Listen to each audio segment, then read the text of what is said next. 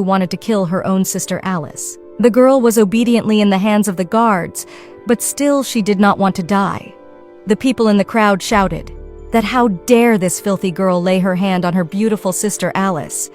The girl was accused of seducing Prince Caesar. This unwanted child finally dies and the girls laugh in this rainy day. A guard loudly speaks the judge's order that Lady Elizabeth Lottie Murax is sentenced to death.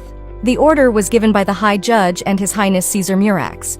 The main accusation is that Elizabeth tried to kill her younger sister, Alice Lathy. For such a horrible act, Lady Elizabeth is sentenced to death. But Elizabeth realizes that she did not try to kill her sister Alice, nor did she even contemplate such a horrible act. But Elizabeth realizes why her sister resented her. Because Elizabeth was a real villain and constantly hurt her sister and kept her from living her life in peace. Everyone looks at Elizabeth as a criminal and a villain because she was a terrible older sister. When the guard took Elizabeth by the hair, the girl was very surprised to see these two men standing in front of her. It turns out that standing in front of the heroine were her younger sister and Mr. Caesar.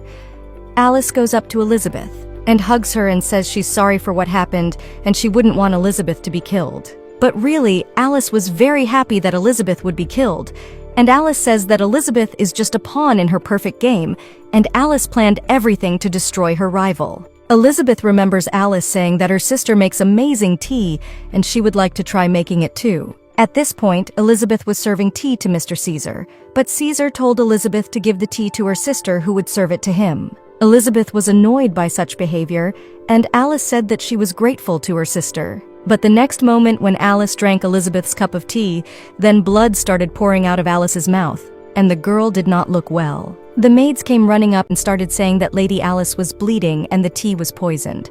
Everyone started accusing her of poisoning the tea. As much as Elizabeth said she had nothing to do with it, she was accused of poisoning it and sentenced to death. Did Alice plan this from the beginning to get rid of her rival? Elizabeth realizes that Alice is not who she says she is, and Alice is a real monster in a human body. Alice says that her filthy older sister is a real wretch, and it's amazing that the gods decided to breed them in heaven. Alice tells Elizabeth to bow her evil head and die at last, because she doesn't want to see Elizabeth live anymore, because she is annoying by the very fact of her existence. Alice begins to pray to God that all people will see how kind she is, and tells God to show her older sister a good way, and even though she has committed a sin, she asks God to soothe her soul. What the audience doesn't see is that Alice is laughing at Elizabeth and is a real demon in the flesh. Elizabeth realizes that Alice has always wanted Elizabeth dead, and the heroine was doomed to fail because Alice planned everything from the beginning. A guard comes up with a sharp and larger sword to chop off the head of the criminal with one swing. People began to shout for Elizabeth's head to be chopped off her shoulders and killed in an instant. Elizabeth was ready for the blow and tried to understand why the Cher had mocked her so much. The girl squeezed her eyes shut and couldn't believe that she was about to die because it couldn't happen so easily. At some point, the life force of Elizabeth, who wanted to survive with all her might, created a bright ball of light that blinded all the inhabitants of the city. The girl so badly wanted to live that most likely the gods saw the unjust massacre of the heroine and decided to give her a second chance, and the girl using her power was able to go back in time. The girl opened her eyes and saw a bright light, and the fact that next to her there is no huge number of people that exclaimed at her death. The girl finds herself in her bed and does not understand how she could be here, although the girl has traveled back in time, but she has yet to find out. She has yet to find out. The girl sees that she is in her room and can't understand what happened because she couldn't have just dreamt such a death.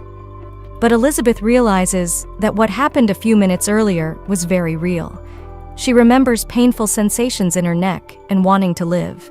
And she didn't want to die when her sister Alice had done such a bad thing to her older sister and deceived everyone.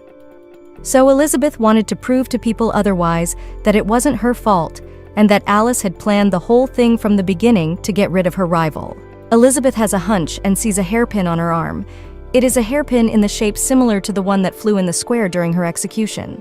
Elizabeth remembered that in her hand during the execution, she hid the hairpin that glowed with a bright light with a great desire of the girl to stay alive. She couldn't sleep with the hairpin in her hands, and she definitely didn't dream about the execution, and she really died that day, and now she was born again,